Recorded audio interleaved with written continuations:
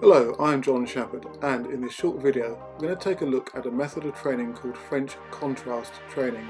Doing this type of workout could improve your power, speed and reactivity.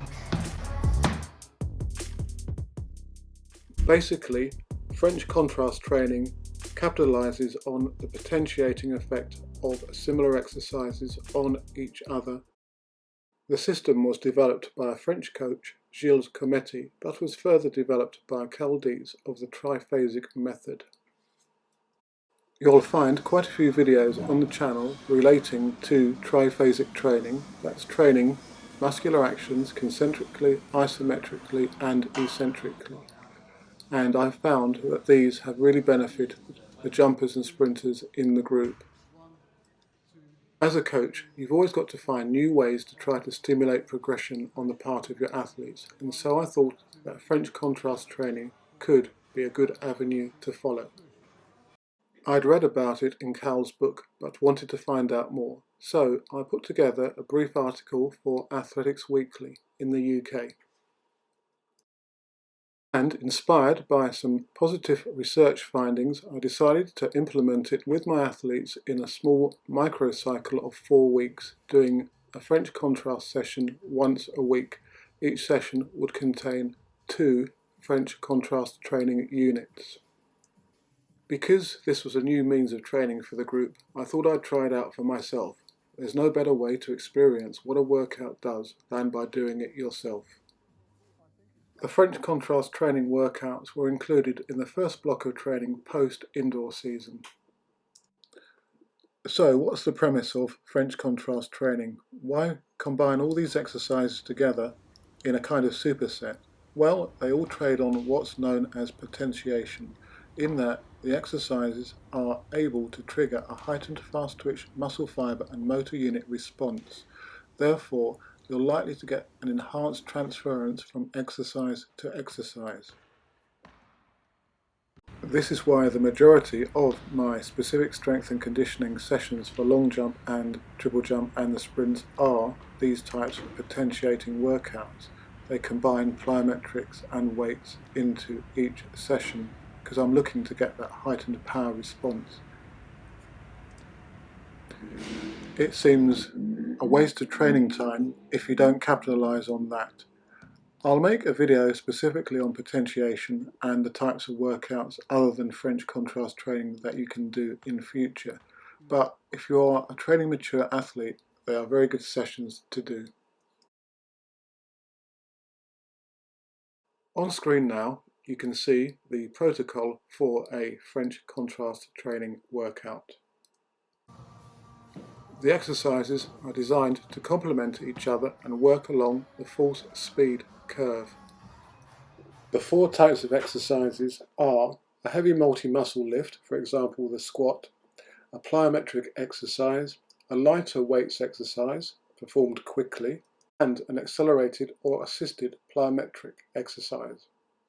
Now I had to adapt the protocol a little bit due to the types of exercises that we were able to perform, and also the potential stress that a French contrast set could place on the body, particularly when it came to the 4th exercise, the accentuated or enhanced plyometric activity, which for a start we found difficult to actually do, not having any specific training apparatus.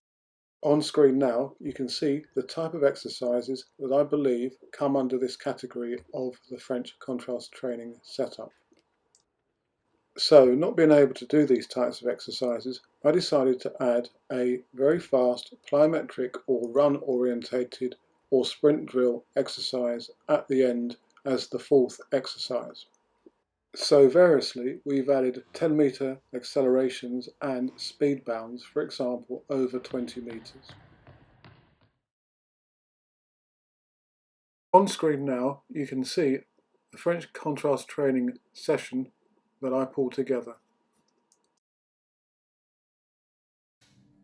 So here, the heavy multi-muscle, multi-joint exercise performed concentrically is obviously the squat. And we followed this up with a drop jump from about 90 centimeters, which is going to emphasize the strength component rather than the speed component due to the drop height. Again, is a little bit of experimentation, trying something slightly different from our normal lower drop heights. Lighter weights exercise, performed around 30% of 1 repetition maximum, was the leg press, where the athletes performed 15 repetitions relatively quickly. As you can see, these exercises were done one leg at a time. We did find, however, that if the weight was too light, using the leg press machine would result in the exercise being performed relatively ineffectively, in that the foot would come away from the plate. So potentially we're working at a higher level in terms of 1 rep maximum on these repetitions, as you're seeing now. I decided that the key should be the intent to move the weight as quickly as possible, and the resistance shouldn't be that heavy that you can't move quickly. And we finished with the fourth exercise being speed bounds, as mentioned, over 20 meters. The first repetition was performed a little bit cautiously so the athletes could feel their way through the session and make sure that their legs were not too tired. On screen now, you'll see a secondary example of a further French contrast training session that I pulled together. This was actually done together with the one that you've just seen in the same workout. This one had more of an upper body focus, although it was finished for the fourth exercise with 10-meter sprints.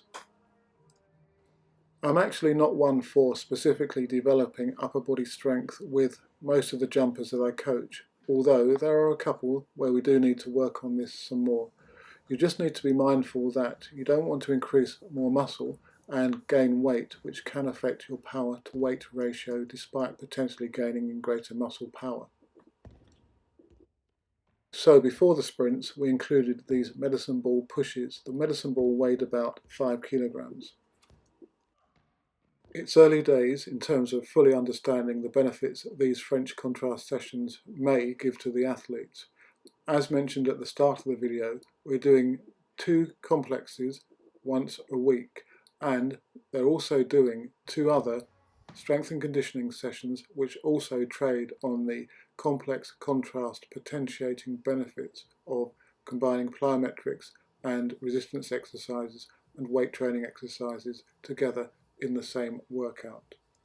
And these sessions are triphasic. Set, go! I've had the FREELAP timing system for a number of months now, and I've been putting it to the test. If you'd like to find out more about it and potentially purchase a system, then do contact me directly, but here's some information. The system is extremely portable and accurate to 2/1000ths of a second. You no longer need to take up 3 lanes to time your athletes. Place the TX Junior Pro transmitters down on trackside, set up the app on your iPhone or phone or tablet, and you're ready to go. The FX chip BLE attaches to the waist of the athlete, and that's what sends the time to the receivers. It's simple and effective. It's been a great motivator and way to compare performances across the training year, not only between our athletes but with norms established by other jumpers, for example. We can now really see how fast we are.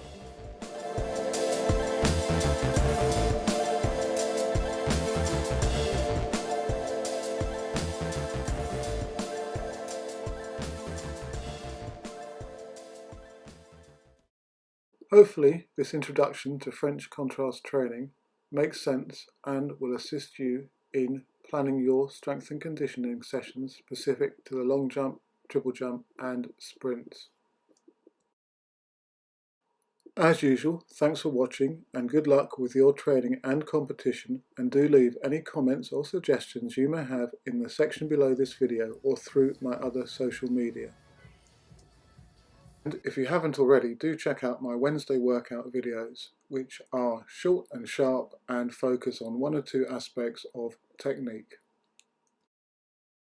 Hello, I'm John Shepherd, and in this Wednesday workout tip we're going to take a look at exercises that will improve your hip drive. Hip drive is important for both jumping and sprinting. The muscles of the hip are crucial in this respect, and they need to be powerful and dynamic. Now, there are a lot of drills that you can do to really work on this hip swing movement. We have a lot that we use in our training sessions, but a very good one is using this drill where the hands are placed on the hips to help the feeling and actuality of driving the thigh upwards.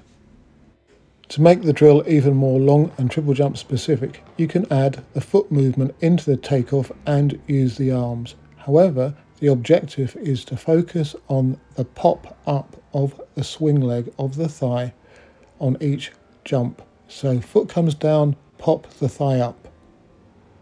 In this close-up, you can see the foot coming back to the track surface and then the thigh pop.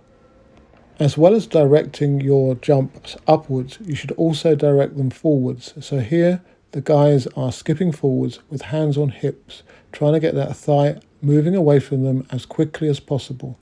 Incorporating these and other types of drills into your training that focus on the hip and the hip swing will really boost your performance, whether you're a sprinter or a jumper. This drill can also be done with a med ball.